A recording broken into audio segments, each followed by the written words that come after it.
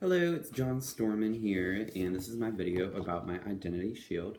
So first I'm going to go over the different components of my shield and explain why I put them there. So first I have the LGBTQ plus flag. I identify as gay, and I'm very involved in the queer community here in Kansas City. So that's a very important and something that I take pride in. It's part of my identity. I have the American flag, obviously, identify as American. The German flag, both my mom and my dad's sides originate from Germany, both Dusseldorf and Cologne. So that's something that I hold very dear to me. I have various creative logos on my shield. I have this dancing silhouette, trained dancer, something that I'm very passionate about and gives me a lot of creativity. I have an art palette. I really enjoy drawing when I can, creating things. Um, Very therapeutic for me. These four stick figure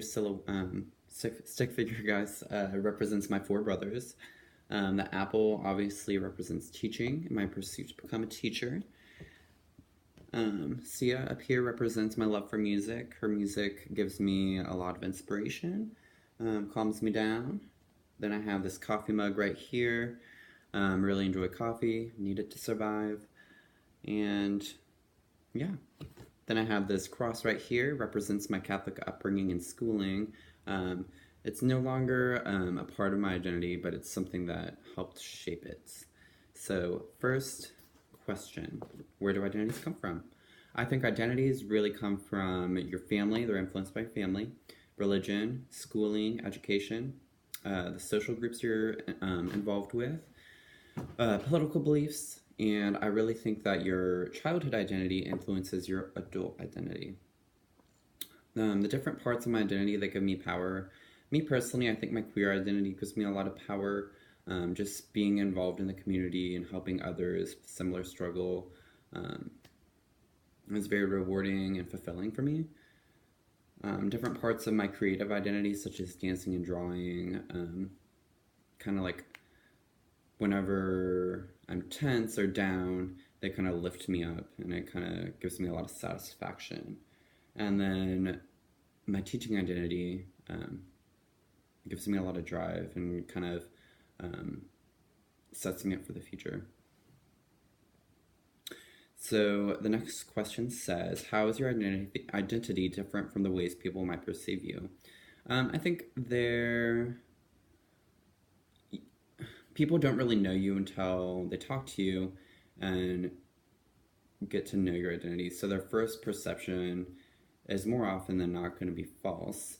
Um, even if some aspects of your identity, such as your skin color, hair color, what you're wearing, might be more obvious. Let's see. What aspects of your identity are easily visible to others, and what aspects are less visible? So I think the aspects that are more visible are my American identity, and then I also think I'm pretty visibly queer. Um, but aspects such as like my German heritage and my Catholic upbringing wouldn't be as visible until that person gets to know me. Same thing is with my like love for art, dance, and my desire to become a teacher. Those are things that people don't know until they talk to you. So the next question says, in what ways is your identity made up of more than one layers, and what are some of these layers? Um, it's a good question.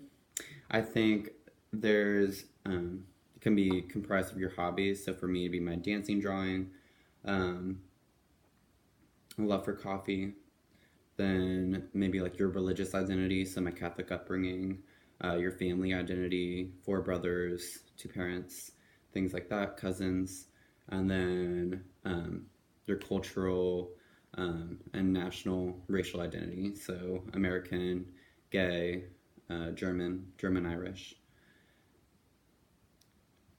And then the last question says, what aspects of your identity are easiest to share, and what do you think why do you think this is the case? I think my teaching identity is easy to share because I'm really passionate about it, and I enjoy talking about different aspects of the profession with people and why I love to do it. Also, why I love to like draw and dance. That's easy to share with people. Um, Very passionate about that also.